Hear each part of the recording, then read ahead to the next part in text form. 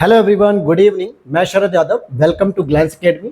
दोस्तों, आप सभी के साथ हम लोगों ने प्रीलिम्स और मेंस की एक फाउंडेशन तरीके से जो क्लासेस शुरू की थी, जिसमें वर्ल्ड ज्योग्राफी को हमने शुरू किया था और साथ ही साथ इंडियन इकोनॉमी के भी हम लोगों ने 5 से 6 लेक्चर शुरू किए थे।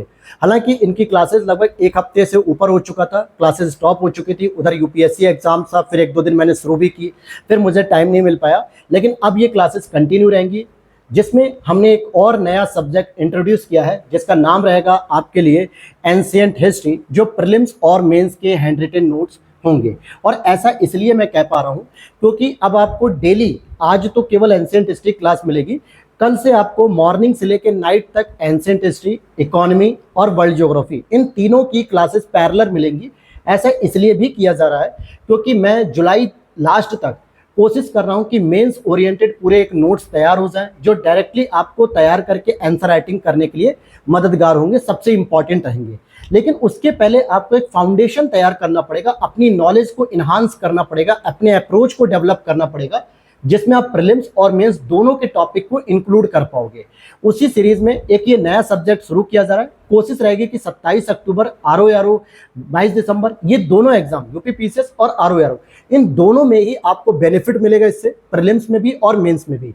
अगर मैं इसके रिसोर्सेज की बात करूं तो एंशिएंट हिस्ट्री में मैंने कुछ स्टैंडर्ड बुक्स को शामिल किया है, साथ ही साथ मैंने टॉपर्स के कुछ नोट्स को शामिल किया है, जो 2022 और 23 में सेलेक्ट हुए, जो मेरे कलीग्स भी हैं, मेरे कुछ सीनियर भी हैं।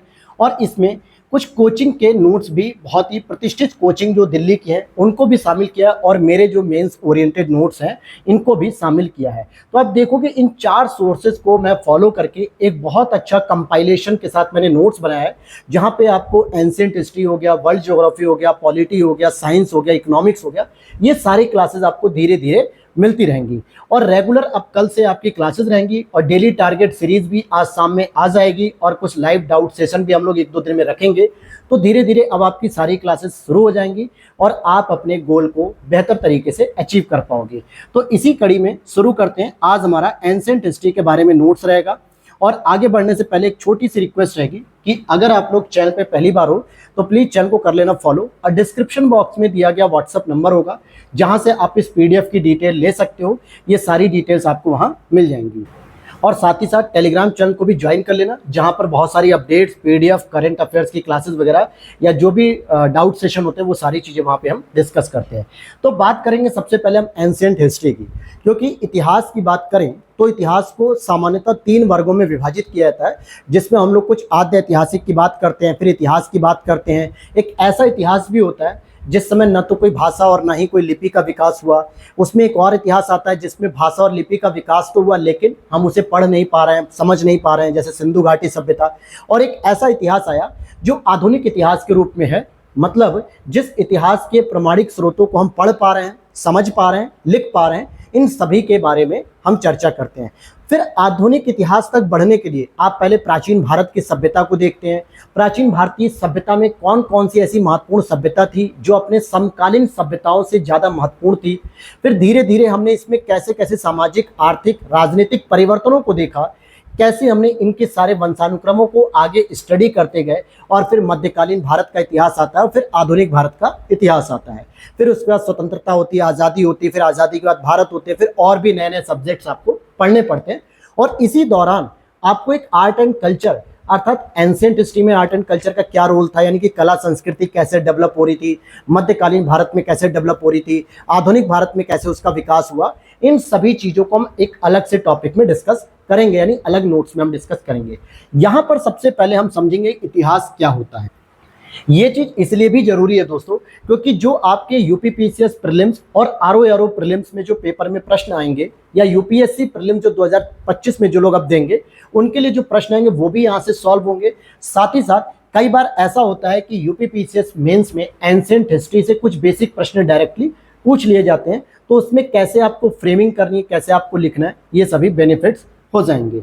जैसा इतिहास की बात करें तो इतिहास के बारे में अगर हम समझें, वर्तमान के प्रकाश में अतीत का अध्ययन करना ही, अर्थात इतिहास का पुनर्निर्माण करना।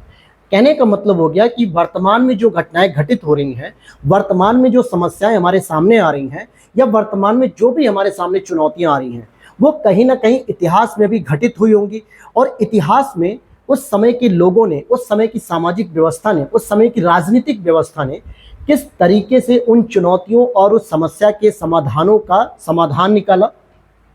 और उन्हीं चीज़ों का अध्ययन जब हम करते हैं अतीत का वर्तमान समस्याओं के कॉन्टेक्स्ट में, तो इसे हम इतिहास कहते हैं। यानी इतिहास को एक रीबिल्ड करना। रीबिल्ड मतलब दोबारा हम एक इतिहास तैयार कर रहे होते हैं।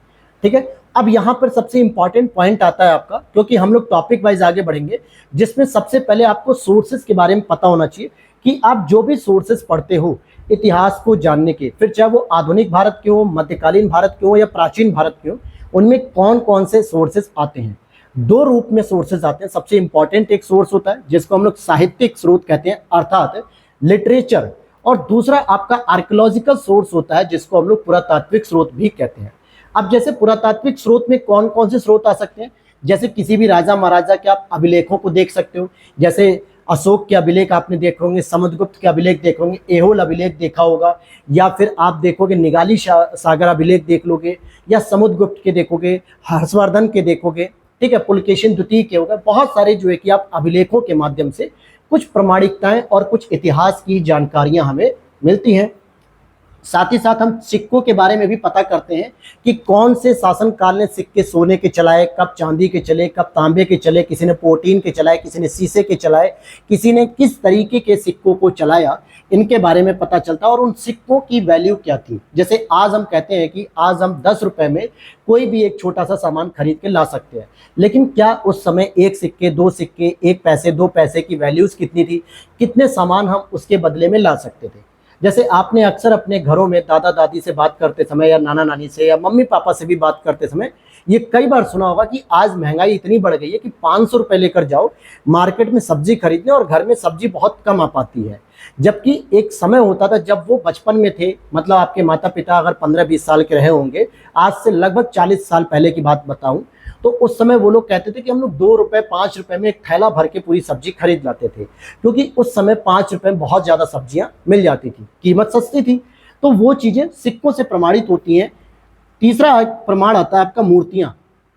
आपने मूर्ति के बारे में सुना होगा, जैसे कुषाण काल की मूर्तियों के बारे में बात करेंगे, मथुरा शैली की बात करेंगे, गांधार शैली की बात करेंगे, या फिर हड़प्पा सभ्यता में भी एक मोहनजोदड़ो से मूर्ति प्राप्त हुई थी नर्तकी की। तो मूर्तियों से भी यह प्राप्त चलता है कि उस समय के कलाकारों के पास कितनी विद्वता थी, किन पत्थरों का प्रयोग करके वो नक्काशी करके छोटी छोटी मूर्तियों का निर्माण करते थे। आप जब म्यूजियम में घूमने जाते हो तो हर एक मूर्ति के टुकड़े के नीचे कहीं ना कहीं लिखा होता है कि इतने बीसी या इतने हजार साल पहले की यहाँ से प्राप्त हुई, इसका ये महत्व है, ये उस समय के लोगों की कलात्मक और चित्रात्मक प्रस्तुति को प्रस्तुत करता है। तो ये सारी जानकारियां आपको वहां से मिलती हैं। साथ ही साथ मृदभांड को कहें तो मृदभांड इन शॉर्ट अगर हम कहें तो इसे मिट्टी के बर्तन के रूप में भी आप देख सकते हो। जैसे अब इसमें कुछ काले रंग के मृदभांड होंगे, कुछ धूसर रंग के होंगे, कुछ लाल रंग के मृदभांड होंगे। और ये प्रश्न कई बार बन जाता है कि लाल रंग के मृदभांडों के प्रमाण कहाँ से मिले, धूसर चित्रित मृदभांड के प्रमाण कहाँ से मिले, पेंटेड ब्लैक कलर के प्रमाण पत्र मतलब मृदभांड के प्रमाण कहाँ से मिले। तो ये सारी जानकारियां आपको पता चलती हैं। साथ ही साथ जब हम महल और किले की बात करते हैं, जैसे रायगढ़ का किला हो गया, सासाराम का किला हो गया, या फिर दिल्ली का किला हो गया, या दिल्ली की मस्जिद हो गई, महल को देख लो, राजस्थान के महलों को देखिए। बहुत सारी ये जानकारियां हमें मिलती हैं कि ऐतिहासिक तौर पे कहाँ कहाँ पे महल हुआ करते थे, कहाँ कहाँ पे शासन हुआ करते थे, कहाँ की जनता कहाँ रहती थी, किस तरीके से नदियों के आसपास के क्षेत्र डेवलप थे, किस तरीके से मगध का साम्राज्य का उत्थान हुआ। तो ये सारी जानकारियाँ हमें महल और किले से भी कहीं ना कहीं प्रमाण के तौर पे बताती हैं कि ये महल की जो स्ट्रक्चरिंग है या महल का जो डिज़ाइन है ये कितने वर्ष पुराना है और किस समय के किस शासन काल के दौरान इसमें इसकी स्थापना की गई थी। फिर उसके बाद स्मारक और भवन भी आते हैं। सबसे अच्छी बात अगर हम बात करें आर्कियोलॉजिकल सोर्सेज की, तो इसमें प्रमाणिकता सबसे ज़्यादा होती है अपेक्षाकृत साहित्यिक स्रोत से। ऐसा क्यों मैं कह रहा हूँ, क्योंकि जिस शासन काल में आपने जिस अभिलेखों को देखा, जिन सिक्कों पे देखा, या जिन मूर्तियां मृदभांडों को देखा है, उनमें समय के साथ केवल अपर्दन होता है, समय के साथ उसमें घिसावट आती है, लेकिन जो तारीख होती है, जो कहानियां होती हैं, उन पत्थरों पे जो उत्कीर्ण होती हैं वो बदलती नहीं है। यानी वो एक ऑथेंटिक प्रमाण होते हैं। जबकि साहित्यिक स्रोतों की बात करें तो समय के साथ जब भी कोई लेखक अगर किसी स्रोत को लिखता है, कोई लिटरेचर लिखता है, तो सामान्यतः वो या तो उस समय की घटनाओं को घटित होते हुए लिखता है या फिर अतीत में घटित हुई घटनाओं को लिखता है। अब उसमें बहुत सारी ऐसी संभावनाएं होती हैं, बहुत सारी ऐसी त्रुटियां हो सकती हैं कि उस समय की घटनाओं का सही वर्णन न किया जा सके। एग्जाम्पल के तौर में आज जितने भी रिसर्च स्कॉलर हैं, जो हिस्ट्री के रिसर्च स्कॉलर हैं, अगर हम उनसे कहते हैं कि आप इतिहास का अध्ययन करके अपनी एक थीसिस लिखते हो, तो कहीं ना कहीं वो एक लिटरेचर लिख रहे हैं। एक प्रमाणिकता के तौर पे भाई जो रिसर्च स्कॉलर है, जो पीएचडी कंप्लीट कर रहा है, उसके फैक्ट को, उसकी बुक को, उसके थीसिस को, उसके जो सिनॉप्सिस है, आप उसकी प्रमाणिकता को कैसे चेक करोगे? उसके लिए बहुत सारे फैक्ट का जुटाओगे, बहुत सारे प्रमाणिकता को चेक करोगे। लेकिन हो सकता है कि जो व्यक्ति नालंदा विश्वविद्यालय में कभी पढ़ा नहीं, जो नालंदा विश्वविद्यालय के समय रहा नहीं, वो व्यक्ति अगर आज के परिदृश्य में अगर नालंदा विश्वविद्यालय पे एक रिसर्च कर रहा है, तो बहुत सारी संभावनाएं होंगी कि तिथियों में गलतियां भी करेगा, बहुत सारे प्रमाणिकताओं की प्रमाणिकता नहीं रहेगी, बहुत सारे प्रमाण जो है कि गलत भी हो सकते हैं, क्योंकि बहुत सारी घटनाएं या तो वो सुन के लिख रहा होगा प्रोफेसर से, या फिर कई सारी किताबों को फॉलो करके वो लिख रहे होंगे। समझ पा रहे हैं मेरी बात? तो ऐसे में साहित्यिक स्रोतों में काफी त्रुटियां होने की संभावना हो सकती हैं, लेकिन आर्कियोलॉजिकल पुरातात्विक स्रोत अपेक्षाकृत ज्यादा प्रमाणित होते हैं, क्योंकि इनमें उन समय की घटनाओं के बारे में विस्तार से वर्णन होता है और उस समय राजा अपने शासनकाल में अपनी सारी घटनाओं का वर्णन अपने सामने करवाता है, जिससे उसमें भविष्य में कोई परिवर्तन होने की संभावना बहुत ही नगण्य हो जाती है। तो इसलिए ये प्रमाणित ज्यादा होते हैं। अब यहाँ पे हम लिटरेचर की बात भी करेंगे तो दो तरीके के लिटरेचर होते हैं। एक होता है जो किसी रिलीजन बेस्ड होते हैं, जिन्हें हम लोग धार्मिक साहित्य भी कहते हैं। अगर आप ऐतिहासिक पीरियड में देखोगे, एंशिएंट पीरियड में देखोगे, एंशिएंट हिस्ट्री में देखोगे, तो उस समय भारत का जो प्रमुख धर्म था वो हिंदू धर्म था, जिसे हम लोग ब्राह्मण धर्म भी कह सकते हैं, शैव धर्म भी कह सकते हैं, पाशुपत भी कह सकते हैं, अलग अलग नामों से जानते थे। दूसरा प्रमुख धर्म बौद्ध धर्म और जैन धर्म था। धीरे धीरे जो मध्यकालीन भारत का इतिहास आया, तो वहाँ पे कुछ धार्मिक बदलाव हुए और मुस्लिम जो है कि धर्म का उदय हुआ, इस्लाम धर्म का उदय हुआ, जिसके बाद शरीयत वगैरह बहुत सारी किताबें, बहुत सारे ऐसे लिटरेचर लिखे गए जो कहीं ना कहीं धर्म को आधार बना के लिखे गए थे। लेकिन वहीं पे कुछ ऐसे भी सोर्सेज लिखे गए थे जिसमें किसी भी धर्म विशेष की बातें नहीं लिखी गई, बल्कि उस समय की सामाजिक, सांस्कृतिक, राजनीतिक परिदृश्य की जानकारी लिखी गई, जिनको हम लोग धर्मनिरपेक्ष साहित्य भी कहते हैं, जो किसी धर्म से प्रेरित ना होकर किसी साम्राज्य की विशेषता बताते हैं, किसी साम्राज्य के साथ वहाँ की प्रजा की स्थिति क्या थी, सामाजिक दशा क्या थी, वहाँ की स्त्रियों की दशा क्या थी, व्यापारियों की दशा क्या थी, समुदायों की दशा क्या थी, इन सभी के बारे में एक विस्तृत डिटेल जानकारी देते हैं। तो उन्हें हम धर्मनिरपेक्ष साहित्य भी कहते हैं। उम्मीद करता हूँ यहाँ तक की चीज़ें आपको समझ में आ रही होंगी, क्योंकि आपके दिमाग में एक माइंड मैप तैयार करना है मुझे कि किस तरीके से आप एंशिएंट हिस्ट्री को जब शुरू कर रहे हो तो कौन कौन सी चीज़ें प्रीलिम्स में आ सकती हैं, कौन कौन सी चीज़ें मेंस में आ सकती हैं, और बाकी इसके बाद जो मेंस के ओरिजिनली नोट्स में जब लेकर आऊँगा जुलाई लास्ट तक, जिसमें स्पेशली आप उसे बस पढ़ के जाओगे और मेंस की आंसर राइटिंग करके आ जाओगे, बहुत ही बेहतर तरीके से करके आओगे और नंबर भी अच्छे आपको मिलेंगे।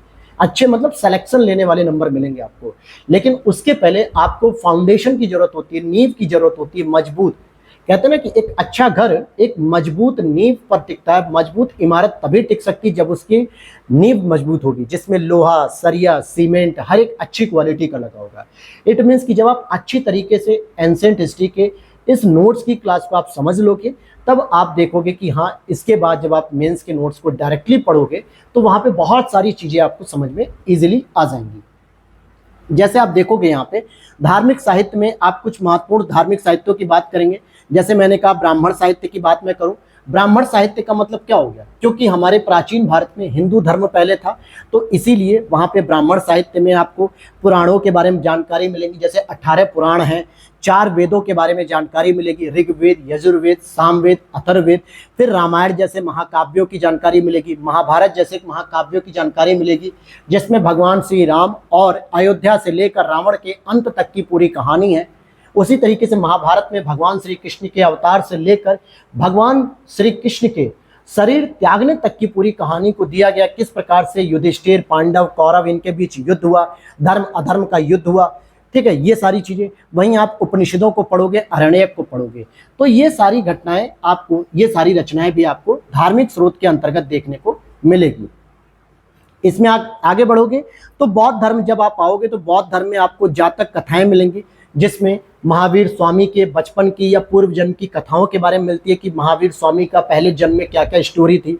फिर इसमें दीपवंश, महावंश, दिव्यावदान, त्रिपिटक और भी अन्य ऐसे साहित्य मिलेंगे जिनसे आप बौद्ध धर्म के बारे में जानकारी ग्रहण कर पाओगे कि कोई महात्मा बुद्ध नाम का एक क्षत्रिय व्यक्ति था जिसने राजपाट सारा कुछ छोड़ दिया और वनवास कर लिया, जाके जंगलों में जो है कि तपस्या की, ज्ञान प्राप्त किया। फिर एक सबसे बड़ा कॉन्सेप्ट दिया कि सभी मानव बराबर हैं, मतलब सभी मानव जो है कि समान है, सभी एक तरीके से किसी भी धर्म से बंधे हुए नहीं है, सबसे बड़ी स्वतंत्रता है कि मानव की समानता होनी चाहिए। फिर चाहे वो ब्राह्मण हो, क्षत्रिय हो, वैश्य हो, शूद्र हो।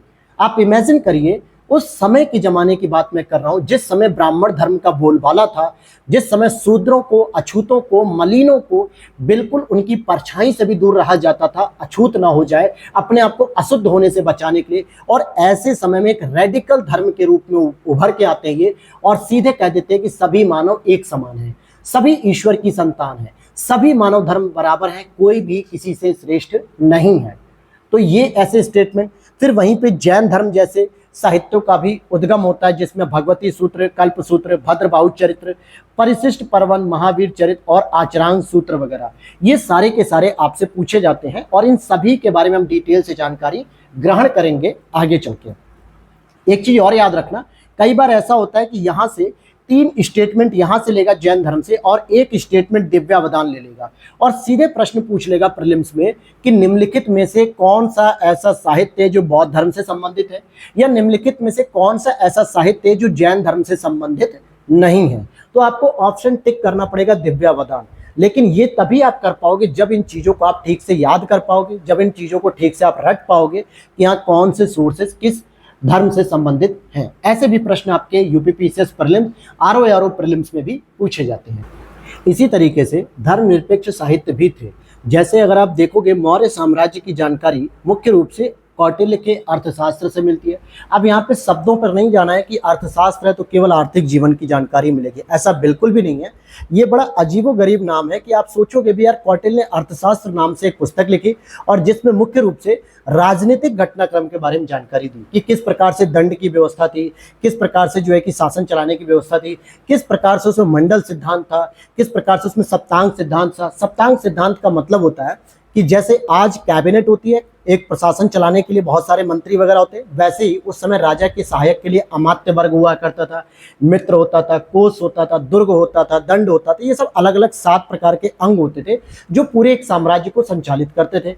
वहीं पे मंडल सिद्धांत जो कि एक अंतर्राष्ट्रीय संबंधों को जताता था कि किस प्रकार से एक साम्राज्य के पड़ोसी हमेशा उसके साम्राज्य को तोड़ने की कोशिश करते, तो पड़ोसी हमेशा शत्रु के रूप में रहते थे, जिनको अरि मित्र, अरि अरि मित्र मित्र ऐसे करके एक शब्द यूज करते थे कौटिल्य।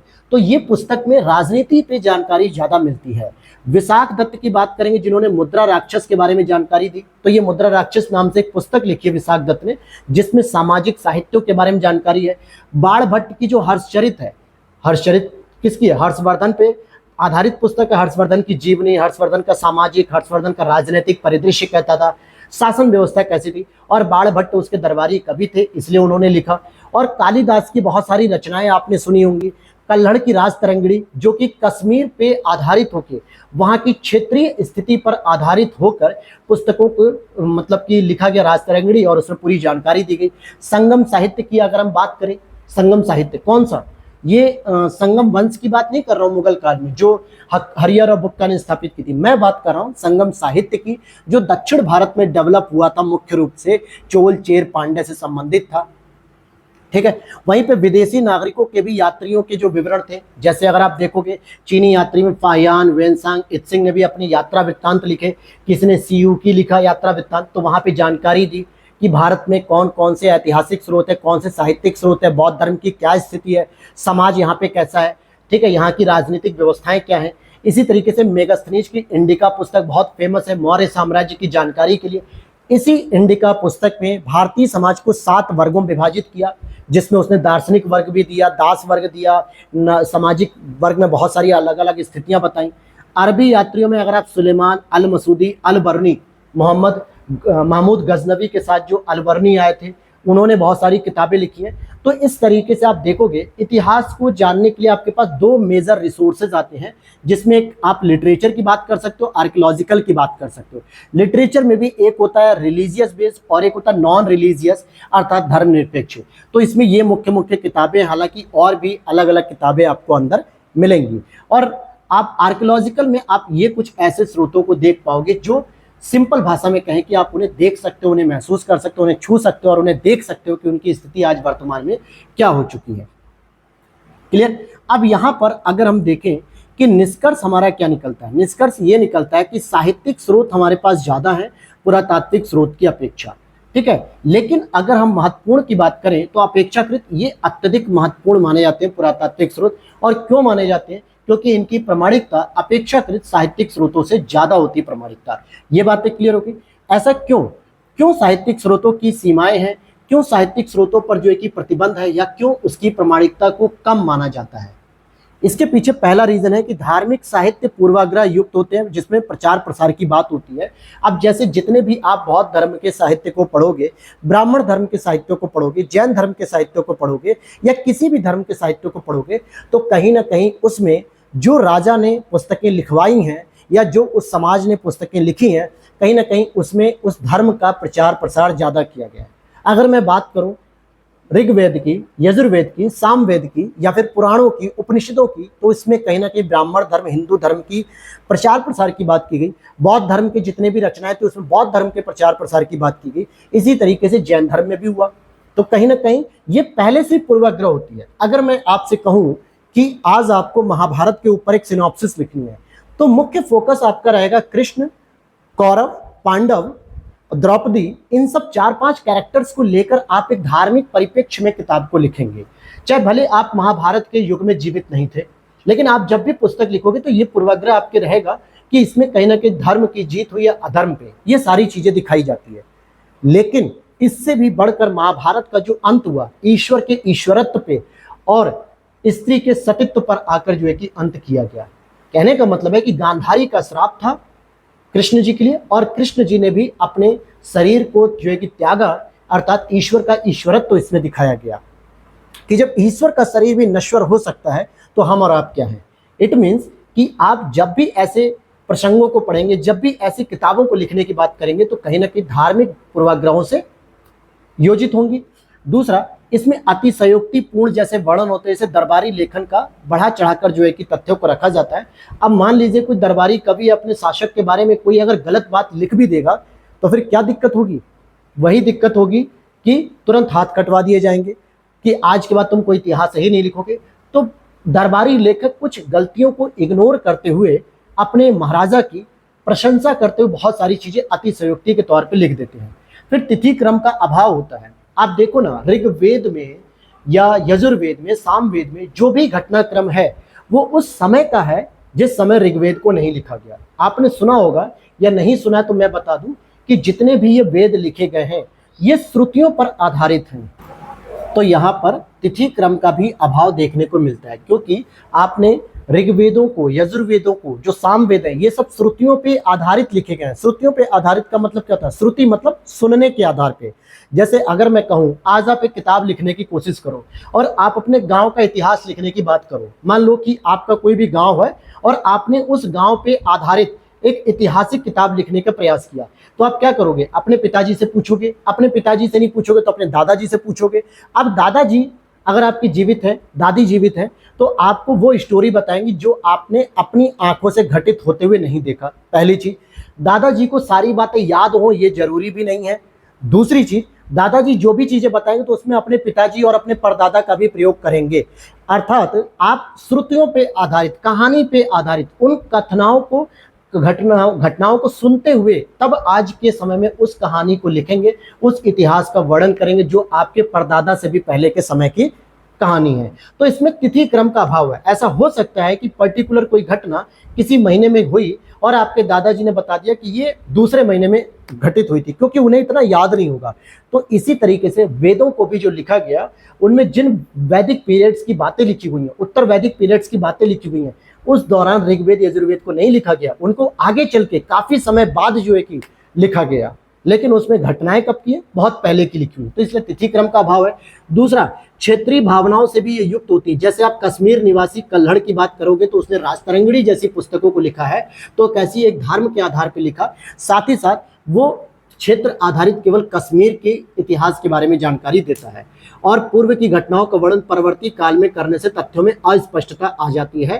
अर्थात कि जब भी आप पुरानी घटनाओं का आगे चल के परवर्ती युग में जब आप उन्हें लिखते हो तो तथ्यों में बहुत सारी डिफरेंशिएट आ जाते हैं, मतलब अंतर आ जाते हैं। तो ये एक बहुत बड़ी प्रमाणिकता के लिए प्रश्न चिन्ह बन जाता है कि क्या हमें साहित्यिक स्रोतों की ओर जाना चाहिए या आर्कियोलॉजिकल स्रोतों की ओर जाना चाहिए। तो हम पुरातात्विक स्रोतों को सबसे पहले वरीयता देते हैं।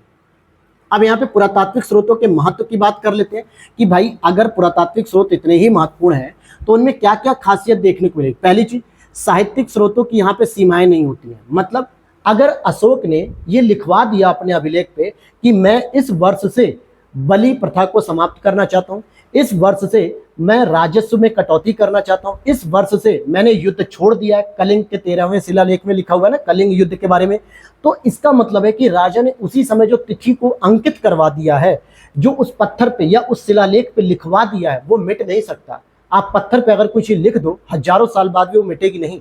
इसका प्रमाण है, आप मेहरौली स्तंभ लेख को जाकर देखिए, जो चंद्रगुप्त मौर्य का है। वहां आप जाकर देखोगे दिल्ली में कुतुब मीनार के कॉम्प्लेक्स में, उस पर कुछ मौर्य साम्राज्य के समय की जो भाषा थी, उस भाषा में कुछ चीजें लिखी हुई हैं जो आज भी अमिट है। अमिट मतलब आज भी वो मिटी नहीं है, लेकिन अगर वो साहित्यिक स्रोत होते तो समय के साथ उसमें परिवर्तन आ जाता, समय के साथ उसमें लगातार इतिहासकार अपने अपने हिसाब से कुछ परिवर्तन भी कर सकते थे। तो ये बात है कि यहाँ पे ये प्रमाणिकता है, मतलब साहित्यिक स्रोतों की सीमाएं नहीं होती। तिथि क्रम का स्पष्ट अंकन होता है जिसमें स्पष्ट लिखा होता है कि इतने बीसी, इतने ईस्वी, ये सारी चीज, और प्रमाणिकता से युक्त होते हैं क्योंकि इसमें अभिलेख और सिक्के होते हैं, तो इसमें फेरबदल की संभावना नहीं होती है। परवर्ती काल में भी, आगे के समय में भी इसमें कोई फेरबदल की संभावना नहीं होती है। हम लोग क्यों पढ़ते हैं कि हम कहानियों में पढ़ रहे हैं, सती प्रथा की कहानी पढ़ रहे थे, लेकिन हम उसके लिए भी एक प्रमाण के तौर पर एक अभिलेखों की बात करते हैं। हमें कैसे पता चलता है कि रुद्रदामन के द्वारा एक सुदर्शन नाम की झील का जीर्णोद्धार कराया गया, जिसको चंद्रगुप्त मौर्य के पुष्यभूति मतलब पुष्यगुप्त ने जो है कि जो उसका मतलब क्या कहेंगे, उसके सूबेदार के तौर पे आप मान लीजिए, वो एक व्यक्ति था मंत्री के तौर पे, और उसने जो है कि उसका स्थापना करवाई, उसकी जो है कि खुदाई करवाई। कैसे पता चलेगा? क्योंकि इसकी जानकारी हमें जूनागढ़ अभिलेख में मिलती है। अशोक के बारे में जितनी भी जानकारियां सब उसके अभिलेखों में मिलती हैं। तो आज भी अगर हम इन चीज़ों को पढ़ रहे हैं तो कहीं ना कहीं इसमें प्रमाणिकता देखने को मिलती है, इसमें कोई परिवर्तन देखने को नहीं होता है। अब यहाँ तक अगर आप लोगों ने क्लास को सुन लिया है, इंटरेस्टिंग लग रही है, चीज़ें आपको समझ में आ रही हैं, तो आपको एक चीज़ और बताते हुए मैं चलूँ कि यहाँ पर हम जो भी चीज़ों को पढ़ रहे हैं दोस्तों, वो एक फाउंडेशन के आपको मजबूत कर रहे हैं, एक फाउंडेशनल जो है कि नींव आपकी रख रहे हैं। ये बिल्कुल मत समझना कि आपको पूरी किताब यहाँ पे पढ़ाई जा रही है, ये कोई किताब नहीं है। मैंने पहले ही बताया कि इसमें 4 सोर्सेस को फॉलो किए गए, स्टैंडर्ड बुक्स, टॉपर्स नोट्स, साथ में कुछ कोचिंग प्रतिष्ठानों के नोट्स, और मेरे भी अपने नोट्स इसमें इंक्लूड है। तो 3-4 चीज़ों को समाहित करते हुए बहुत ही स्टैंडर्ड तरीके से तैयार किया गया है, जहां से आपको एक बेसिक समझ डेवलप हो जाएगी, फाउंडेशन आपका मजबूत हो जाएगा, जिसके बाद आप मेंस की आंसर राइटिंग और प्रीलिम्स के क्वेश्चन को ईजिली सॉल्व कर पाओगे। और जो मैं एक्स्ट्रा नॉलेज आपको बता रहा हूँ, ये बहुत महत्वपूर्ण है। अगर आप इसकी पीडीएफ अपने पास ऑलरेडी ले चुके हो तो इसमें कुछ चीजें जो मैं एक्स्ट्रा चीजें बता रहा हूं उसको आप अपडेट करते चलो साथ के साथ। या फिर अगर आप लोग ये पीडीएफ को बाई करना चाहते हो तो वीडियो के नीचे एक व्हाट्सएप नंबर दिया गया है, या फिर मैं डिस्प्ले पे लिख देता हूँ 8527594636। इस पर आप व्हाट्सएप करेंगे, ओनली व्हाट्सएप मैसेज ही रिप्लाई मिल सकेगा, कॉल नहीं लगेगी इसकी, ठीक है। तो यहाँ पर आप देखोगे कि इस पर व्हाट्सएप करने पर आपको पीडीएफ की जानकारी मिल जाएगी, और वहाँ पे सारे सब्जेक्ट की पेमेंट करने के सारे प्रोसेस वगैरह, सारी पीडीएफ की पेमेंट लिस्ट, सब कुछ आपको वहाँ पे मिल जाएगी। हमारी टीम आपसे कांटेक्ट कर लेगी और सारी जानकारी वहाँ पर आपको मिल जाएगी। साथ ही साथ वर्ल्ड ज्योग्राफी, इकोनॉमिक्स की क्लास भी आपको कल से रेगुलर मिल जाएगी। आज हालांकि थोड़ा टाइम कम मिल पाया, तो एंशिएंट हिस्ट्री मैंने शुरू कर दी है, और रिविजन सीरीज भी आपको डेली की तरह टारगेट नंबर 21 से आज मिलनी शुरू हो जाएगी। तो चलिए अब हम नेक्स्ट टॉपिक अगर हम देखते हैं कि प्राचीन इतिहास का, एंशिएंट हिस्ट्री का वर्गीकरण हम कैसे करेंगे। तो आप 3 आधार पे करते हो, और उनका आधार क्या होता है? लिपि या लेखन, अर्थात किस सभ्यता में या किस इतिहास में लिपि का विकास हुआ, उसे पढ़ने और समझने का विकास हुआ, लिखने का विकास हुआ, इसके आधार पे सबसे पहले एक हमारे पास आता है प्री हिस्ट्री, या प्री हिस्टोरिक भी कहते हैं, प्रागैतिहासिक काल। इसकी सबसे इंपॉर्टेंट व्याख्या के तौर पे आप 2 लाइन में चीजों को समझ सकते हो कि इस समय कोई भी लिपि थी ही नहीं। प्रागैतिहासिक काल में कोई लिपि नहीं थी। जीवन इसमें मुख्य रूप से शिकारी जीवन पे आधारित था। पशु पक्षियों का शिकार करके लोग जो है कि आदिवासी जो थे, आदि मानव जो लोग थे, वो अपना जीवन यापन करते थे। जैसे स्टोन एज जिसे हम कहते हैं पाषाण काल, और इस पाषाण काल में 3 पीरियड आएंगे। पूरा पाषाण आएगा, मध्य पाषाण आएगा, नव पाषाण आएगा। ये तीनों पीरियड्स ऐसे हैं जो पाषाणिक सभ्यता से रिलेटेड है और ये प्रागैतिहासिक काल का प्रमाण है। फिर हम आगे अगले पॉइंट पे हम इसको डिस्कस करेंगे कि पाषाण युग में भी कौन कौन से चेंजेस आए। लेकिन मेन बात ये ध्यान रखने की यहाँ पर किसी भी प्रकार की भाषा, लिपि, सभ्यता का कोई विकास नहीं हुआ था। दूसरा एक आता है आपका प्रोटो हिस्टोरिक, प्री हिस्टोरिक नहीं, प्रोटो हिस्टोरिक, जिसको हम आद्य ऐतिहासिक काल भी कहते हैं, जिसमें अगर आप देखोगे कि लिपि तो है लेकिन इसको पढ़ा नहीं जा सका। जैसे हड़प्पा सभ्यता को अगर आप देखोगे तो कई बार कहा जाता है, कई पुस्तकों में भी इतिहासकारों ने लिखा है कि इनमें चित्रों का बहुत ज्यादा प्रयोग किया गया और चित्रों को इस तरीके से प्रयोग किया गया कि कहीं ना कहीं वो कोई एक व्याख्या कर रहे हैं, कोई एक स्टेटमेंट कह रहे हैं, कोई एक कहानी का प्रसंग बता रहे हैं। मतलब कि ये एक लिपि तो है जो चित्र के रूप में, कोई जरूरी नहीं है कि लिपि आप जो लिख रहे हो वही होती है, लिपि चित्र के रूप में भी हो सकती है। क्योंकि लिपि का जो शाब्दिक अर्थ होता है वो यह होता है कि अपनी भावनाओं को व्यक्त करने का माध्यम। फिर चाहे वो चित्र के रूप में प्रस्तुत करो, चाहे बोल के प्रस्तुत करो, चाहे लिख के प्रस्तुत करो, चाहे किसी भी भाषा में आप लिखिए। गुरुमुखी हो सकती है, देवनागरी हो सकती है, फारसी हो सकती है, अलग अलग जो है कि हो सकती है। तो ये बहुत बड़ा एक मैटर करता है। तो हड़प्पा सभ्यता में अगर आप देखोगे तो चित्रात्मक लिपि का प्रयोग किया गया है। अर्थात मेरे पास कहने को है कि लिपि तो है दोस्तों, लेकिन अभी तक वो पढ़ी नहीं गई है। कहने का मतलब कि लिपि तो है। अच्छा, यहाँ पर देखोगे कि कुछ एक और स्टोरी प्रॉब्लम मतलब के प्रमाण आते हैं कि लिपि तो नहीं है, किंतु आर्यों ने अपने जीवन का कुछ प्रदर्शन ऐसा किया कि परवर्ती काल के लोगों को आसानी से समझ आ गया। अर्थात वैदिक काल के बारे में बात हो रही है। मतलब कई जगह ऐसे भी है कि लोगों ने अपने सामाजिक, राजनीतिक, आर्थिक, धार्मिक जीवन के बारे में कुछ ऐसे क्रियाकलापों को उजागर किया जो आगे के समय में, परवर्ती काल में हम जैसे लोगों को चीजें समझ में तो आ गई, हालांकि उसके बारे में कुछ लिखा हुआ नहीं था। इसीलिए लोगों ने इसको क्या किया, कोडिफाइड किया, अर्थात लिखने का प्रयास किया। जैसे वैदिक काल की बात करें तो इनके बारे में वेद में लिखा गया, अर्थात वेद श्रवणों पर आधारित, लिपि पे आधारित नहीं है। मतलब ये लिपि पे आधारित नहीं है। कहने का मतलब कि वेदों की जो भी कहानी थी, जिस समय ये वैदिक पीरियड का समय चल रहा था, उस समय कोई भी लिपि नहीं थी, लोगों ने अपने बारे में कुछ लिखा नहीं, लेकिन उनके पूर्वजों ने हमें सारी इतिहास के बारे में जानकारी दी और हमने आगे चलकर वेदों को आगे की पीढ़ी में लिखना शुरू किया, जिसे हमने ऐतिहासिक काल के रूप में कहा था, जिस समय हमने लिपि और लेखन दोनों का विकास कर लिया था। साथ ही साथ आप इसमें देखोगे कि जब खाद्य उत्पादक अर्थव्यवस्था का विकास हुआ, जिसमें ताम्र पाषाण काल भी आते हैं, तो इसे हम कहते हैं आद्य ऐतिहासिक।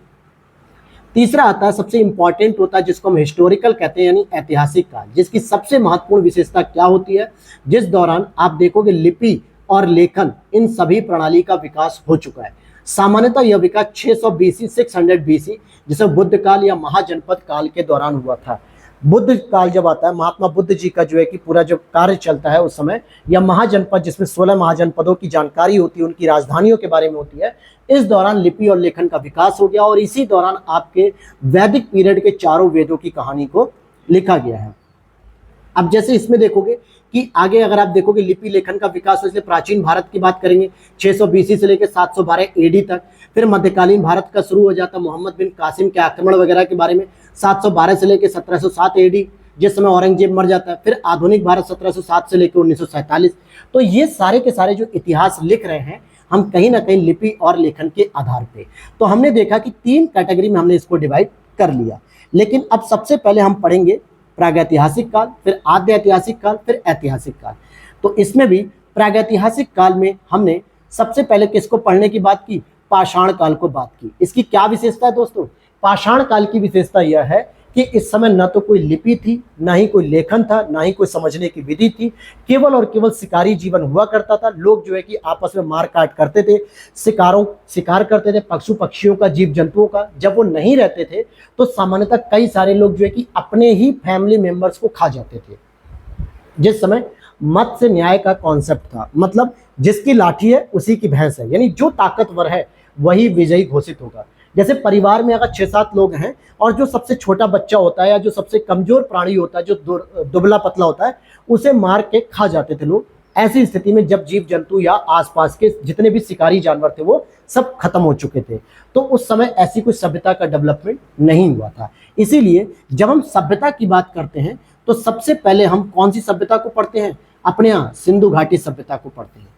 फिर भी हम लोग प्रागैतिहासिक काल को 3 कैटेगरी में डिवाइड करते हैं, जिसमें अगर आप देखोगे तो सबसे पहले आपको मिलेगा पुरा पाषाण काल। पाषाण काल तो है, यानी स्टोन एज तो है, लेकिन पुरा मतलब हो गया जो सबसे प्रारंभिक स्थिति में शुरू हुआ था। दूसरा मध्य पाषाण काल, जिसको हम लोग मीसोलिथिक कह सकते हैं, मध्य पाषाण काल। तीसरा है नव पाषाण काल, जो कि नियोलिथिक एज कहते हैं। और यहां से मैं आपको कह सकता हूं कि प्रीलिम्स में यहां से प्रश्न एक न एक हर साल आता है, और किस प्रकार के प्रश्न आते हैं वो भी मैं आपको सीधे सीधे बताऊंगा अभी। तो सबसे पहले आपको देखना है प्रागैतिहासिक काल, ठीक है। प्रागैतिहासिक काल में भी हम सबसे पहले देखेंगे पेलियोलिथिक एज, अर्थात पुरा पाषाण काल, जिसकी हम शुरुआत आरंभ से लगभग 10,000 बीसी तक मान सकते हैं। अच्छा, बीसी और एडी का मतलब क्या है, पहले आपको ये भी बता दें, बहुत सारे बच्चों को ये भी क्लियर नहीं होगा बीसी और एडी का मतलब क्या होता है।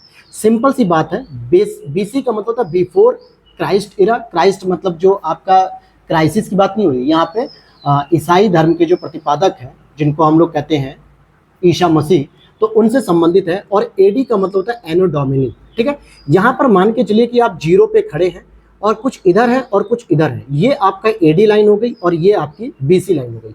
आप वर्तमान में 1 2 3 4 ऐसे करते करते करते करते आप 2024 तक आ गए, पॉजिटिव में चल रहे हो। बीसी में क्या होता है, पीछे की साइड होता है। जैसे अगर आप पीछे की साइड देखोगे तो जैसे मान लो 512 बीसी हो गया, फिर 221 हो गया, 212 हो गया, फिर 102 हो गया, फिर 90 हो गया, फिर 98 हो गया, ऐसे करके 0 तक आ गए। तो ये जो आपका है 10,000 बीसी तक, यानी कि आरंभिक अवस्था से लेकर आप 10,000 बीसी तक आओगे, फिर धीरे धीरे आप जो है कि 6,000 बीसी तक आओगे, फिर 3,000 बीसी तक आओगे, फिर उसके बाद 1700 तक आओगे, हड़प्पा सभ्यता, फिर वैदिक सभ्यता, ऐसे कर करके धीरे धीरे आप 0 तक आ जाओगे और फिर एडी में प्रवेश कर जाओगे। तो अभी कहाँ पे हम पढ़ रहे हैं? अभी हम पढ़ रहे हैं प्रागैतिहासिक काल में, बीसी पे बात कर रहे हैं। किस पे बात कर रहे हैं? बीसी पर, जिसमें अगर हम बात करें कि आरंभ से 10,000 बीसी तक की बात हो रही है, जिसमें शिकारी जीवन युक्त मानव रहा करता था। मतलब पूरी तरीके से उसका जो जीवन था वो शिकार से युक्त था। अब इसमें भी पुरा पाषाण काल में भी 3 कैटेगरी की गई है। एक होता है निम्न पुरा पाषाण, एक होता है मध्य पुरा पाषाण और एक होता है उच्च पुरा पाषाण। ध्यान देना, पुरा पाषाण वर्ड में हर जगह लगा रहा हूं, इसीलिए हम मुख्य रूप से उच्च पुरा पाषाण काल के बारे में जानकारी ग्रहण करेंगे, जो सबसे इंपॉर्टेंट होती है। यानी निम्न पुरा पाषाण, मध्य पुरा पाषाण और उच्च पुरा पाषाण। जब उच्च पुरा पाषाण तक मनुष्य पहुंचता है तो वहां पर आधुनिक मानव, जो आज आप और हम बैठे हुए हैं, जिसके पास 1450 सीसी के आसपास का जो एक ब्रेन है, पूरी एक बॉडी है, अपोजेबल थंब है, यानी आप अंगूठे से बहुत सारे काम करते हो, ये सारी चीजें जिसे हम लोग होमो सैपियंस भी कहते हैं साइंस की भाषा में, आधुनिक मानव का जो डेवलपमेंट हुआ आज के रूप में, तो ये उच्च पुरा पाषाण काल के अंतर्गत पाया जाता है। अब प्रश्न बन जाएगा कि होमो सैपियंस का विकास कब हुआ, तो पुरा पाषाण, मध्य पाषाण या नव पाषाण? तो आंसर होगा पुरा पाषाण। लेकिन पुरा पाषाण में भी अगर 3 कैटेगरी बनाता है तो उच्च पुरा पाषाण होगा। साथ ही साथ आपने जो भीमबेटका देखी होगी, रायपुर जिले से थोड़ी दूर पे हटके भीमबेटका जो एमपी के अंतर्गत है, जहाँ पे चित्रकला वगैरह हमने देखी है कि चट्टानों पे जो है कि चित्रकलाओं का डिजाइन वगैरह बना हुआ है, जिससे पता चलता है कि प्राचीन काल के जो मानव थे वो अपनी भावनाओं को कैसे व्यक्त करते थे। तो भीमबेटका की आप गुफाओं में देख सकते हैं। क्रोड उपकरणों की प्रधानता आ चुकी थी, अर्थात बड़े पत्थरों से निर्मित जो उपकरण बनते थे, चाहे वो किसी भी प्रकार के कुदार हो, हल हो, छलनी हो, बेधनी हो, जो अलग अलग बनते थे, इन सभी की विशेषताएं आपको पुरा पाषाण काल के समय देखने को मिली थी, मध्य पाषाण काल से पहले ही। लेकिन उसमें भी अगर आप पुरा पाषाण को भी 3 डिवाइड करोगे तो उच्च पुरा पाषाण के अंतर्गत ये सारी विशेषताएं देखने को मिलती है। जैसे एग्जाम्पल के तौर पे आप देखोगे कि क्या चीजें हैं, एक तो हैंड एक्स यानी कि कुल्हाड़ी की बात करें, दूसरा गंडासा यानी खंडक की बात करें, और इसी को सामान्यतः चॉपर चॉपिंग संस्कृति भी कहा जाता है। कई बार सीधे सीधे ये प्रश्न पूछ लिया जाता है, आप पीवाईक्यू उठा के देख सकते हो या मॉडल पेपर देख सकते हो, जिसमें सीधे कहता है कि चॉपर चॉपिंग की संस्कृति का जो विकास हुआ है वो कौन से युग में हुआ है? क्या वो मध्य पाषाण काल में हुआ, या वो पुरा पाषाण काल में हुआ, या फिर वो नव पाषाण काल में हुआ? तो आपका सीधा उत्तर हो जाना चाहिए पुरा पाषाण काल में चॉपर चॉपिंग संस्कृति का विकास देखने को मिला। इसके बाद जब आप मध्य पाषाण काल की तरफ बढ़ोगे, अब यहाँ पर आप कहोगे सर बस इतना ही पूरा पाषाण काल में था। मैं खुद कह रहा हूँ कि पूरा पाषाण काल में पूरी चीजें नहीं है, लेकिन आपका एक बेस तैयार हो रहा है, फाउंडेशन तैयार हो रही है, जिससे आप जब भी कोई किताब पढ़ेंगे, चाहे वो घटना चक्र की बुक पढ़ें या फिर परीक्षा वाणी पढ़ें या महेश बणवाल पढ़ें या एस.के. पांडे पढ़ें, कोई सी भी बुक पढ़ रहे होंगे तो वहां पे चीजों को रटना नहीं पड़ेगा, आपको इजीली समझ में आ जाएगा कि हाँ इसकी शुरुआत कैसे करनी है, कौन कौन सी कैटेगरी जो है कि डिवाइड करनी है, कैसे कैसे हमें बुक के साथ आगे बढ़ना है। तो ये सारी चीजें आपको समझ में आएंगी। अब यहाँ पर मध्य पाषाण काल की तरफ चलेंगे तो 10,000 बीसी से हम और आगे बढ़ेंगे 6,000 बीसी तक लगभग हमने ये देखा। हालांकि इसकी ये डेट याद करने की जरूरत नहीं है, क्योंकि इसमें स्पष्ट प्रमाणिकता नहीं है, क्योंकि कुछ किताबों में अलग अलग 1-2 हज़ार बीसी आगे पीछे कर दिया जाता है। कहीं पे 8,000 बीसी देखने को मिलेगा, कहीं 10,000 होगा, कहीं 11,000 होगा, तो ये इंपॉर्टेंट नहीं है, लेकिन इसके दौरान जो क्रियाकलाप हो रहे हैं ये आपको देखने। अब बताइए, जब पहले मानव ने पत्थरों का प्रयोग करना शुरू किया तो उसने बड़े बड़े जो है कि उपकरण बनाए, जैसे हैंडेक्स यानी कुल्हाड़ी, गंडासा, ये सब, अर्थात बड़े पत्थरों का प्रयोग किया। लेकिन जैसे जैसे उसकी तकनीक में और विकास हुआ, जैसे जैसे वो अपने पूर्वजों से और बेहतर काम को सीखता गया, तो उसने छोटे पत्थरों का भी प्रयोग करना शुरू कर दिया, अर्थात उपकरणों को बनाने में एक एडवांस लेवल की टेक्नोलॉजी का प्रदर्शन किया। अब सोचिए कि जब आप म्यूजियम में जाते होंगे तो आप देखोगे बहुत छोटे छोटे जो है कि तीर बनाए जाते थे, बहुत छोटे छोटे पत्थर के चाकू बनाए जाते थे, बेधनी बनाई जाती थी। इसका मतलब क्या है कि उनके पास इतने छोटे छोटे स्तर के उपकरण बनाने के लिए जो तकनीकी विकास हुआ, वो उनकी क्या कह सकते हो, मानव का उच्च विकास को दर्शाता है कि कैसे मानव अपनी बुद्धि का प्रयोग करके अपने लिए छोटे छोटे पत्थरों से निर्मित क्या कर सकता है, उपकरणों का निर्माण कर सकता है। सिंपल सी बात है, एक स्टेटमेंट आप हमेशा पढ़ते हो कि आवश्यकता क्या करती है, आवश्यकता आविष्कार की जननी है। क्या है, आविष्कार की जननी है। अब भाई जब बड़े स्तर के जो पत्थर बन रहे थे, क्योंकि आवश्यकता आविष्कार की जननी इसलिए भी है कि जब व्यक्ति पूरा पाषाण काल में था, बड़े बड़े पत्थरों से क्या कर सकता होगा। एक इमेजिन करो जिसके पास तीर धनुष कुछ भी नहीं है, कोशिश करता होगा कि जो जंगल में छोटे छोटे जो पेड़ होंगे उन्हें काटने के लिए, या फिर छोटे जानवर होंगे उनको मारने के लिए पत्थर से, बड़े से पत्थर को फेंका और हिरन मर गया दब के, या कुछ भी ऐसी घटनाएं हो सकती हैं। लेकिन जब उसके जंगल के सारे जानवर खत्म हो गए होंगे तो उसने कोशिश की होगी क्यों ना हवा में उड़ने वाले पक्षियों का शिकार किया जाए, पेड़ों पर रहने वाले कुछ जीव जंतुओं का शिकार किया जाए। लेकिन समस्या ये थी कि उन हवा में उड़ने वाले पक्षियों का शिकार कैसे होगा, बड़ा पत्थर तो नहीं फेंक पाओगे हवा में, आपको ही दे दूं तो आप नहीं फेंक पाओगे, एक छोटी सी ईंट बहुत ज्यादा दूर है। लेकिन अगर आपके पास एक छोटा सा कंकड़ हो, छोटा सा पत्थर हो जो आप बहुत दूर तक फेंक सकते हो, या कोई लकड़ी हो छोटी सी जो आप बहुत दूर तक फेंक सकते हो, तो इसी वजह से उन्होंने सल्क उपकरणों का प्रयोग किया, यानी छोटे पत्थरों का, और जिसकी वजह से वो हवा में भी मारने में सक्षम हो पाए। हवा में उड़ने वाले कबूतर, कौवे, तोता, इन जैसे जानवरों का भी शिकार करना उनके लिए आसान हो गया। अर्थात प्रक्षेपास्त्र तकनीकों का विकास हुआ और पक्षियों का शिकार करना, मछलियों को पकड़ना आसान हो गया। क्योंकि पानी में अगर बहुत बड़ा पत्थर फेंक के मारोगे तो मछली मरेगी नहीं, भाग जाएगी, जबकि पानी में हलचल होते ही भाग जाएगी। लेकिन आप अगर एक पतला सा धनुष बना के फेंक दो, एक पतला सा तार की तरह पत्थर बना के फेंक दो, तो हो सकता है मछली के सिर पे लगते मछली मर जाए, तो ये भी हो सकता है। तो ये सारी चीजें एडवांस लेवल पर बढ़ रही थी, अर्थात आवश्यकता उनकी यह थी कि अब पशुओं का शिकार कैसे किया जाए, हवा में उड़ने वाले पक्षियों का शिकार कैसे किया जाए, पानी में रहने वाले छोटे छोटे जीव जंतुओं का शिकार कैसे किया जाए। तो ये आवश्यकता ने आविष्कार को जन्म दिया कि उन्होंने छोटे छोटे शल्क उपकरणों का प्रयोग करके उन्नत तकनीक का विकास किया। और इसी दौरान आप देखोगे कि पशुपालन के सर्वप्रथम साक्ष्य यहाँ देखने को मिलते हैं बागौर राजस्थान में। कहाँ पे, राजस्थान में एक जगह है बागौर, जहाँ पे पशुपालन के थोड़े थोड़े हमें साक्ष्य देखने को मिलते हैं।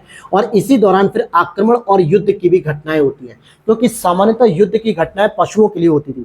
अब मान लेते हैं कि कोई व्यक्ति अपने लिए पशु जो है कि पाल रहा था, भैंस वगैरह पाल दिया, गाय रख लिया, दूध वगैरह की प्राप्ति होने लगी, और आसपास बहुत सारा जंगल था, हरी वनस्पतियां थी, अपना खिला दिया वनस्पति को, तो गाय से दूध भी मिल रहा है। लेकिन जिसके पास ये जानवर नहीं है वो अपने भोजन के लिए क्या करेगा, पशुओं को चोरी करेगा। पशुओं को चोरी करेगा तो कहीं ना कहीं उनके लिए युद्ध होगा, आक्रमण होगा। तो इसे हम कह सकते हैं पशुओं के लिए युद्ध। आपको लग रहा होगा कि सर पशुओं के लिए युद्ध तक हो जाते थे, आज आपके पास खाने पीने के बहुत सारे विकल्प हैं, इसलिए हो सकता है आप गाय भैंस की चोरी कर लोगे लेकिन युद्ध नहीं करोगे। लेकिन जिस समय इस सारी चीज़ों के विकल्प नहीं थे, केवल कच्चा मांस खाने का विकल्प था, आग का आविष्कार नहीं हुआ था कि हम मांस को पका सके। दूसरी चीज़, फल पौधे जो है कि बहुत कम थे, पेड़ पौधे जंगली पेड़ थे जिनको खा के जीवन मतलब व्यतीत किया जाता था। ऐसी स्थिति में पशुओं के लिए भी संघर्ष बड़े हो जाते थे। और सर्वप्रथम यहाँ पे साक्ष्य मिले हैं पशुओं के लिए युद्ध के, सराय नाहर राय, जो कि प्रतापगढ़ के पास है, यूपी के अंतर्गत। तो ये मध्यकालीन पाषाण काल की स्थिति थी। अब नवपाषाण में अगर आप देखोगे तो भाई यहाँ पे कृषि के प्रारंभिक साक्ष्य मिलने शुरू हो जाते हैं, जो कि मेहरगढ़ बलूचिस्तान से मिलते हैं। बलूचिस्तान वर्तमान में पाकिस्तान के अंतर्गत आता है। कृषि कैसे शुरू हुई? जब पशुपालन हो रहा था, पशुओं का जो है कि पालन हो रहा था, आसपास से घास वगैरह वनस्पतियां खिलाई जा रही थी, धीरे धीरे वो वनस्पतियां समाप्त होती चली गई। तो लोगों ने सोचा क्यों ना हम पशुपालन करने के साथ साथ खेती किसानी भी कर लें। अर्थात कुछ अगर हम फसलें बो देते हैं, मिट्टी साफ हो चुकी, जंगल कट चुके हैं कुल्हाड़ी वगैरह से, हर चीज़ों से, झूम खेती की तरह, तो हम क्यों ना यहाँ पे कृषि कर लें। अगर हम धान की खेती करेंगे, चावल की खेती करेंगे, जौ की खेती करेंगे, तो हमें एक तो फसल भी मिलेगी खाने को, दूसरा जो उसकी फसल की जो अपशिष्ट पदार्थ होंगे वो हमारे जानवरों को खाने के लिए मिल जाएंगे। तो पशुपालन पहले हुआ, फिर धीरे धीरे लोगों ने कृषि का विकास किया। और जब कृषि एक जगह व्यक्ति कर रहा है तो वहीं अपने घर भी बना के रहेगा। ऐसा तो है नहीं कि आज कृषि यहाँ पे कर ली, 2 महीने बाद कहीं दूसरी जगह कर लिया, फिर 4 महीने बाद कहीं और कर लिया। खाना बदोश जीवन इसे कहते हैं। लेकिन ऐसा जनजातियां कम करने लगी, धीरे धीरे वो अपना एक ही जगह पे रहने लगी। उन्हें यह पता चला कि मिट्टी उपजाऊ ज़्यादा है और हम इनमें विभिन्न प्रकार की फसलों का हम पैदावार कर सकते हैं ऋतुओं में परिवर्तन होने के साथ। तो यह भी एक कारण था कि धीरे धीरे फिर स्थायी निवास का विकास हुआ और जैसे जैसे लोग रहने लगे तो एक गांव बनता गया, समुदाय बनता गया। और यहीं पर फिर लोगों ने अपने भोजन को करने के लिए मृतभांडों का निर्माण किया। अर्थात मृतभांड भी आपको देखने को मिले, जिसे मिट्टी के बर्तन भी कह देते हैं। और इसी दौरान सबसे पहले धातु का प्रयोग किया गया और वो धातु थी तांबा, क्योंकि व्यापक प्रयोग इसका हालांकि ताम्र पाषाण काल में होगा, जिस समय तांबा और पाषाण यानी पत्थर दोनों का प्रयोग होगा। लेकिन स्टार्टिंग में नव पाषाण काल में आपको तांबे का प्रयोग देखने को मिलेगा। और उपयुक्त विशेषताओं के आधार पर ही हम इसे कह सकते हैं कि इसे क्रांति का काल कहा जाता है, नव पाषाण काल को, क्योंकि इसी समय आपको कृषि जैसे प्रमाण देखने को मिले, तांबा जैसे जो है कि महत्वपूर्ण धातु का प्रमाण देखने को मिला, ग्राम जैसी व्यवस्था देखने को मिली कि गांवों का विकास हुआ, मृतभांड जैसी वस्तुएं देखने को मिली जिसमें लोग अपने भोजन को रख सकते थे, पका सकते थे, खा सकते थे। अब यहाँ पर एक प्रश्न मैं आपके लिए देता हूँ, आप लोग जो है कि रटते रहते हो, आग का आविष्कार कब हुआ और पहिए का आविष्कार कब हुआ? अब पहिया और आग दोनों आपको कमेंट सेक्शन में बताना है और इसके साथ उसकी कनेक्टिविटी बतानी है कि उसका प्रयोग अगर हुआ तो क्यों हुआ। ठीक है, यहाँ पे ये चीजें समझ में आ गई।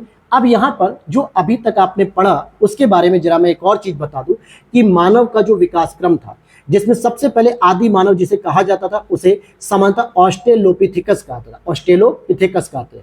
फिर धीरे धीरे जब यह मानव सीधा चलने लगा, यानी होमो इरेक्टस भी इसे कहते थे, यानी पिथिकैंथ्रोपस भी कह सकते हो। तीसरे नंबर पे जो निएंडरथाल था, जो पहली बार अक्षरबद्ध भाषा का प्रयोग करने लगा, यानी अक्षरों का प्रयोग करने लगा। उसका क्रोमैग्नन आता है, जो होमो सैपियंस, फिर इसके बाद आता है आधुनिक मानव। यानी आधुनिक मानव का जो पूर्वज था, जो हमारा पूर्वज था, वो क्रोमैग्नन था, निएंडरथाल नहीं, क्रोमैग्नन, क्योंकि हमसे पहले यही था। फिर होमो सैपियंस यानी आधुनिक मानव का विकास हुआ। और जो मैंने 2 बार वर्ड यूज किया है कि क्रोड वगैरह क्या थे, सल्क क्या थे, तो सामान्यतः एक पत्थर, एक बड़ा पत्थर, दूसरा बड़ा पत्थर जब आपस में टकराएंगे तो छोटे छोटे कुछ पत्थर निकलेंगे, जिसमें कुछ बड़े पत्थर भी रहेंगे, जो बड़े उपकरण बनेंगे, जिसको हम चॉपर, चॉपिंग कहेंगे। और वहीं एक दूसरा पत्थर जो छोटे छोटे टुकड़ों में टूट जाएगा, जिसको हम सल्क उपकरण कहेंगे, यानी उच्च तकनीक की प्रस्तुतिकरण किया गया।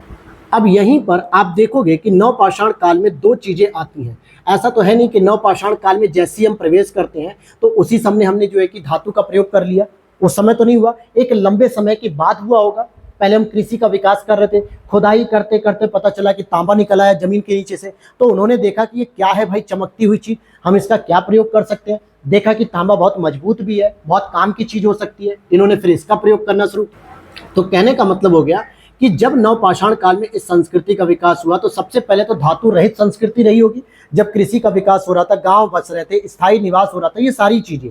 लेकिन एक समय के बाद नवपाषाण काल में कुछ समय बीत जाने के बाद जब लोगों को धातु मिली तांबा जैसी, तो इसको कहा गया कि पाषाण तो पहले से ही हमारे पास मौजूद था नवपाषाण काल का, लेकिन यहीं पे एक तांबा नाम की जो है कि धातु का प्रयोग किया गया और इन दोनों के मिले जुले रूप को ताम्र पाषाण काल कहा गया। यानी जिससे कृषि अर्थव्यवस्था और बेहतर होती गई, ग्रामीण का विकास हुआ और स्थायी निवास डेवलपमेंट हुआ। अब यहाँ से जो प्रश्न आते हैं वो सामान्यतः इस सभी से संबंधित प्रश्न आते हैं जो आपसे पूछा जाता है कि ताम्र पाषाण संबंधित कौन कौन सी सभ्यता का डेवलपमेंट हुआ, कौन कौन से क्षेत्रों में इनका विकास हुआ और किसके लिए प्रसिद्ध थी। तो यहाँ लिख भी रहा है कि ताम्र मतलब तांबे और पाषाण मतलब पत्थर, इन दोनों के उपकरण मिलने लगे, जिससे कृषक ग्रामीण संस्कृतियों का और भी विकास हुआ और जिसे मातृ देवी यहाँ पे प्रचलित थी, जहाँ मातृ पूजा ज्यादा प्रचलित थी। इसीलिए जो सबसे पहली नगरीय सभ्यता कही जाती वो हड़प्पा को कहा जाता, लेकिन उससे पहले सभी की सभी व्यवसाय ग्रामीण थी, किसानों की थी। किसान जो है कि गांव में रहता था, गांव का विकास किया। तो इस तरीके से जो ताम्र पाषाण के दौरान आपने जो 3 महत्वपूर्ण जो है कि सभ्यता को पढ़ा है, जिसमें आपने पढ़ा होगा आहार संस्कृति या बनास संस्कृति जो कि राजस्थान के अंतर्गत आती है। दूसरा आपने मालवा संस्कृति पढ़ी होगी, जो मालवा का जो क्षेत्र है एमपी में मुख्य रूप से। तीसरा आपने पढ़ा होगा जोरवे संस्कृति, जो सामान्यतः दक्षिण भारत में महाराष्ट्र वगैरह के आसपास डेवलपमेंट इसका देखने को मिला। और ये तीनों ही कृषक संबंधित ग्रामीण बस्तियां हैं या ग्रामीण संस्कृति है। ठीक है, अब यहाँ पे देखते हैं आहार या बनास संस्कृति की बात करें तो ये जगह की बात है। जैसे बनास नदी आपने सुनी होगी, चंबल की सहायक नदी है, तो इसके आसपास के क्षेत्र में जो ग्रामीण संस्कृतियों का विकास हुआ उसे हमने आहार या बनास संस्कृति का नाम दिया, जिसमें प्रमुख स्थल के रूप में देखो तो एक आहार था, जिसको ताम्रवती भी कहा जाता था क्योंकि यहाँ पे बड़ी मात्रा में तांबा मिलता था। दूसरा गिलुंद, बालाथल, ये सभी इसके प्रमुख स्थान थे राजस्थान से। गिलुंद से तो पकी ईंट के भी साक्ष्य मिले, पकी हुई ईंटों के साक्ष्य भी मिले हैं, तो ये समझ में आ गया। दूसरा है मालवा संस्कृति जो कि एमपी में थे, जिसमें प्रमुख स्थल कायथा, एरण, नवदा टोली, गानदा, ये सभी महत्वपूर्ण थे। हालांकि नवदा टोली से अनाज के साक्ष्य मिले हैं और मालवा के मृदभांड जो थे वो बहुत ही उत्कृष्ट थे, क्योंकि मैंने बताया नवपाषाण कालीन सभ्यता में आपको मृदभांड भी देखने को मिल चुके थे। और यही मृदभांड जब ताम्र पाषाण कालीन सभ्यता में हम प्रवेश करते हैं तो वहां पे और भी एडवांस लेवल पर हो जाते हैं। फिर जोरवे संस्कृति की बात करेंगे, जो तीसरी प्रमुख ग्रामीण संस्कृति थी, जिसकी विशेषता यह थी कि दक्षिण भारत में महाराष्ट्र के आसपास के क्षेत्रों में, पठारी क्षेत्रों में इसका डेवलपमेंट हुआ, जिसमें जोरवे प्रमुख क्षेत्र था, नेवासा प्रमुख क्षेत्र था, दैमाबाद था, इनाम गांव प्रमुख क्षेत्र था। ये सभी महाराष्ट्र में थे। दैमाबाद में एक रथ चलाता हुआ मनुष्य मिला है, जिसमें गैंडा, हाथी, भैंस और रथ चलाता हुआ मनुष्य के साक्ष्य भी प्राप्त हुए, जिससे पता चलता है कि रथ क्यों चला रहा है। रथ या तो राजा के उसमें चला रहा होगा, लेकिन उस समय राजा का तो कोई प्रमाण था नहीं, तो जाहिर सी बात है कृषि करते हुए व्यक्ति को भी रथ या हल की तरह दिखा दिया जाता था। तो रथ चलाता हुआ मनुष्य के भी यहाँ पे साक्ष्य मिले, यानी कि ग्रामीण संस्कृति है, खेती किसानी कर रहा होगा, रथ चला रहा होगा, एक घोड़ा गाड़ी चला रहा होगा, जिससे वो खेती किसानी कर सके, अपनी मिट्टी की खुदाई कर सके। इसलिए ये सारे प्रमाण मिले। यहाँ पे एक और विशेषता देखने को मिली कि वयस्क व्यक्ति की जब मृत्यु हो जाती थी तो उसके पैर का निचला हिस्सा काट कर उसे दफना दिया जाता था, जिससे भूत ना बन सके, यानी अंधविश्वास के भी प्रमाण देखने को मिलते हैं। अब भाई अक्सर हम लोग क्या देखते हैं कि भूत अगर आप देख लेते हो वीडियोस वगैरह में या मूवीज वगैरह में, तो सबसे पहले उसमें क्या दिखाता है कि एक तो वो सफेद कपड़ा पहना रहता है, ऐसा लगता है कि वो विधवा है। ठीक है, सबसे बड़ी बात तो ये, अरे ये कैसे पता है कि वो भूत बन गया तो विधवा है कि नहीं। विधवा तो तब होती है ना जब उसका पति मर जाता है, वो तो खुद जो है कि भूत बन गई, पहली चीज। दूसरा, उसका नोटिस किया था कि उसके पैर उल्टे हैं कि सीधे हैं, जबकि ये सब काल्पनिक चीजें हैं, लेकिन पैर पे क्यों फोकस किया जा रहा है। इसका मतलब है कि अगर पैर उल्टे हैं फिर भी वो व्यक्ति सीधा चल रहा है, हमारी तरफ आ रहा है, और पैर उल्टे हैं, तो इसका मतलब भूत हो गया। ऐसा दिखाया था मूवीज वगैरह में, घोस्ट मूवीज में। अर्थात जोरवे संस्कृति में भी ये माना जाता था कि अगर उस व्यक्ति के हम पैर काट देंगे तो भूत नहीं बन पाएगा, अगर भूत पिशाच बन भी गया तो वो चल नहीं पाएगा। तो ये अंधविश्वास की भी प्रमाणिकता है। और ये तीनों प्रमुख जो है कि सभ्यता जो है कि आपको ताम्र पाषाण काल में देखने को मिलती है। तो ये चीजें जो है प्रश्न आपसे बनते हैं, पीवाईक्यूज आप उठा के देख सकते हो कि कैसे यहाँ पे जो है कि आप लोग देख सकते हो। यहाँ पर चीजें समझ में आ गई। अब हम चलते हैं अपनी नेक्स्ट सभ्यता पे, जिसका डिस्कशन हम लोग कल करेंगे। और हड़प्पा सभ्यता में भी आपको बहुत स्टैंडर्ड तरीके से आपको सारी चीज़ें देखने को मिलेंगी। आप यहाँ पे डायग्राम देख भी सकते हो, कैसे सामाजिक के बारे में बात होगी, कैसे धर्म के बारे में बात होगी, कैसे लिपि के बारे में बात होगी, कैसे उनकी धातु कला, धार्मिक विशेषता, सब कुछ एकदम बहुत ही स्टैंडर्ड तरीके से देखने को आपको मिलेगा। लेकिन ये चीज़ें हम लोग कल डिस्कस करेंगे। आज थोड़ा मैंने क्लास को धीरे धीरे आपको आगे लेकर चला ताकि चीज़ें आपको समझ में आ सके। कि आपको एंशिएंट हिस्ट्री में क्या क्या पढ़ना है। अच्छा, एक चीज और, मैं जो डेली टारगेट्स दे रहा हूँ यूपी पीसीएस प्रीलिम्स और आरओ प्रीलिम्स 2024 के लिए, उसमें ये बहुत बड़ी हेल्पफुल सीरीज रहेगी। हालांकि आप लोगों के लिए मैंने बताया था कि एसके पांडे फॉलो कर सकते हो, परीक्षा वाणी को फॉलो कर सकते हो, स्पेक्ट्रम क्या नाम है उसका, महेश बड़वाल जी की बुक को फॉलो कर सकते हो, और उनके साथ किसी एक बुक के साथ आपको घटना चक्र जरूर फॉलो करना चाहिए। अगर आपको लगता है कुछ भी नहीं फॉलो करना, तो घटना चक्र के साथ आप मेरे ये नोट्स फॉलो कर सकते हो। यहाँ से आपको एक बेसिक अंडरस्टैंडिंग डेवलप हो जाएगी। हालांकि यूपी पीसीएस मेंस और आरओ मेंस में भी ये बहुत ही हेल्पफुल रहेगी। वीडियो के नीचे व्हाट्सअप नंबर दिया गया, आप वहां पे मैसेज करके मेरी टीम से कॉन्टैक्ट कर सकते हैं, जहां से आपको इसकी पीडीएफ की सारी डिटेल जानकारी मिल जाएगी, अदर सब्जेक्ट की भी जानकारी मिल जाएगी, घटना चक्र के भी शॉर्ट नोट्स की जानकारी मिल जाएगी। सब कुछ वहां पे आपको मिलेगा, जिसका व्हाट्सएप पे आप मैसेज करोगे तो वहां पे आपको मेरी टीम से नॉलेज मिल जाएगी। तो मिलते हैं नेक्स्ट वीडियो में, और कल से आपको ज्योग्राफी की क्लासेस भी देखने को मिलेगी और इकोनॉमिक्स की भी क्लासेस देखने को मिलेगी। तो मिलते हैं नेक्स्ट वीडियो में। Thanks for watching. वीडियो अच्छी लगी तो शेयर जरूर करना और लाइक कर देना।